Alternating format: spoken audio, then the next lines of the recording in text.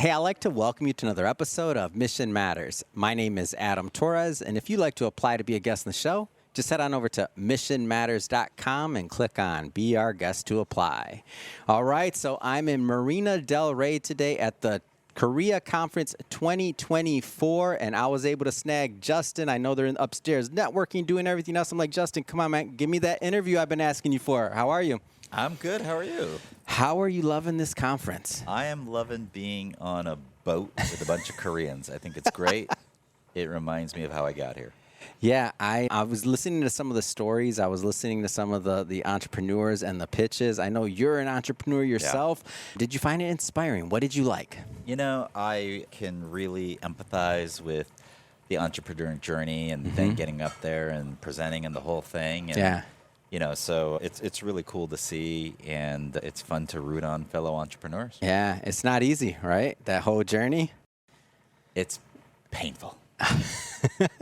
Let's be honest. Yeah. You know that, I don't know if you know those Mrs. Fields cookies that they have in malls and all this stuff. So I had him on the show once, and he was telling me, he's like, I asked him a similar question, like, what was entrepreneurship like? And he's like, you got to love pain. You got to be a masochist. You got to I'm like, whoa. You're Mr. Fields like cookies. I thought this was supposed to be like easy, but no, it's ups and downs to be an entrepreneur, right? That's the way the cookie crumbles. Oh, I'll take that one all day. So one thing I want to bring up here while I got you on, we recently had an event that you co-hosted with us, and we went out there, and I mean, talk to me a little bit about that. Like, what was the concept behind that? Like, it was a great event. Well, you know, it was in Orange County, California, and the community down there doesn't quite get together as much as, let's say, the community in Los Angeles or San Francisco. So we wanted to get the professionals down there together and just mix them up and see what comes of it. And so I had a good friend who is the head of health over at Amazon, and he agreed to go speak on stage and share some of the things that he's doing, and that was a good excuse to bring everyone together. And I think everyone had a great time, and it's really cool to see all the connections that come from doing something like that and seeing what results of it. So that was the goal. I think it's fun. So I talk to Shrag about this pretty often, and I'm like, man, we got to get down to Orange County more. And he kept on. You liar. No, I do. All and he right. kept on telling me, he was like, what? And he's like, I got a guy. And I'm like, what do you mean you got a guy? When he says that, he doesn't really say that to me very often. He's like, no, you got to meet him, Justin. He's awesome. We're going to do an event with him. Then I saw it. Then I saw the crowd that came out, and I'm like, oh, we're going to be doing more in Orange County. This is fun. I'm like, this is fun. I was like, I mean, and the location was amazing. The what was it called? Finish Line? Did I get that right? Yeah, it's Finish Line Auto Club. So it's basically almost like a country club for car collectors. You get to buy your garage and build it out, and then they have this beautiful clubhouse, which is where we hosted the event.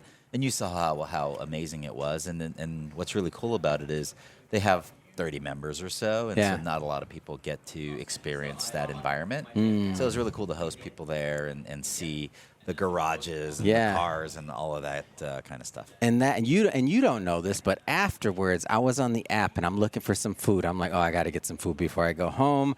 I found this little pop-up kind of little area over there, and there's a bunch of different, like that whole area has these little enclaves of automotive things, right?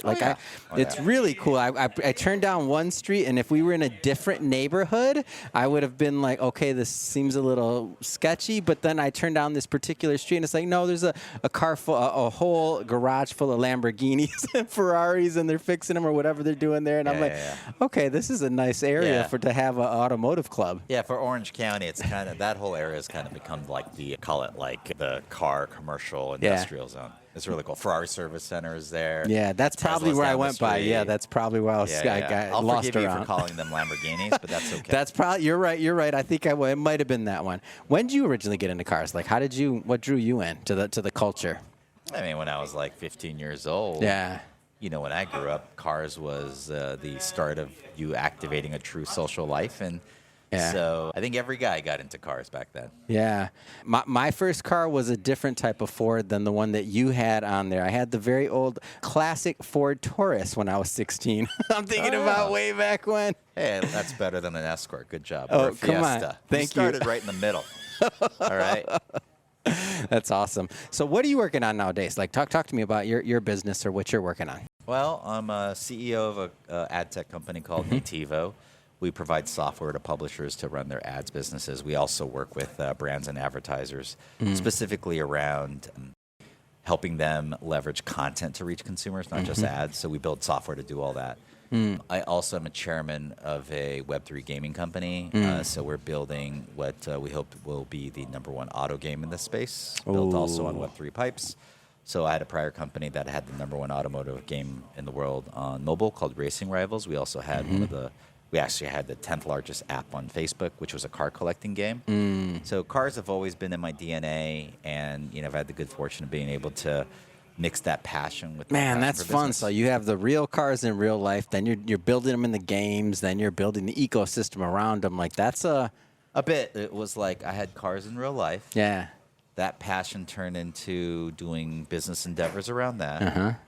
That luckily succeeded to then turn me selling virtual cars to then buying even more real cars and become a real car collector. Yeah. Which then in turn got me close to all the car companies Yeah. and having a relationship with a lot of them, which then in turn enabled me to do this Web3 game company because they're all involved in the new one. What would you say to the new entrepreneurs, that next wave of entrepreneurs, whether they're getting into gaming, cars, whatever? Like, what do you say to the next group of entrepreneurs that are coming up? Don't do it. You I heard knew you about were the gonna cookie say- crumples. This is How not painful it is. What's funny is, all kidding aside, Yeah. the CEO of NVIDIA gave an interview where he basically said the same thing. Like, Yeah. he would tell himself not to do it because I would say the same thing. I would say the exact same thing. It is. But the reality is my advice is to do it. And Yeah. just be prepared that you're going to get a series of both successes and lessons and experiences, and the journey is going to be incredible and incredibly hard and incredibly rewarding, and may not work out. Yeah. But you got one life. Take Yeah. a shot. Yeah. So I would encourage them to go for it. How did mentors or teachers, or did you have influences like that in your life that kind of helped you along the way, or how did that play a part?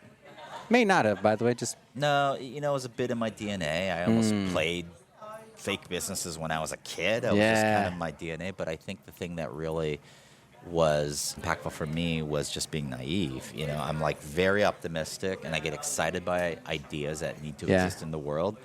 And I'm naive enough to not look at all the obstacles. And the reality is then you start and you get punched in the face by all the obstacles. But then if you believe enough about the idea, and if you're stubborn enough, then you persevere through them. And that's really the mix, is like having something you want to do that you believe in so much that you fight through all the punches in the face. And, you stay in it long enough, your odds of success are there. yeah. Final question: what is the exciting you right now as an entrepreneur? It could be whatever. It could be technology, could be industry, could be in something gaming, could be otherwise. Like, what gets you excited right now? You're seasoned. I'm always excited about building things, whether it's high tech or low tech. I helped found a energy drink company called Energy Defense Plus, which is like a healthy immunity and energy shot. Completely outside of my zone. Yeah. And, a friend is running it and doing the It's whole like thing. fuel, octane. Do you pour it in a car? No, you pour it in a human. You're right. It helps you develop and program. Yes. But the thing is that, I found that just creating something, whether it's high tech or low tech, is exceptionally rewarding. On the tech side, what I find really fascinating is I think that the impact of artificial intelligence is largely underappreciated, and we're not quite living it yet. And I think that that's going to have a profound effect. I also think that we went through this wave of Web3 where there was kind of this hype cycle. Oh yeah. But the actual utility of the tech wasn't quite there yet. I'm really excited by the next 5-10 years where the real utility comes out. Living it today and kind of being in that space now, I see what's coming. And I think that people are going to be really excited and have a fresh look at Web3 and realize, okay, this has real utility. Yeah. So I'm excited by AI and Web3. Amazing.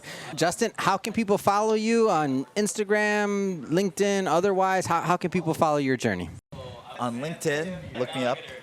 I believe I'm under Yeah, Justin we'll put Choi that in one. there. Yeah, Yep. we'll put the LinkedIn, and that would be great. Yep. But yeah, add me on LinkedIn. I'm also on Twitter as Justin CIE, Yep. which is one of my companies. So yeah, look me up there. And if you're into cars, follow me on Instagram at JCHWA, Choi.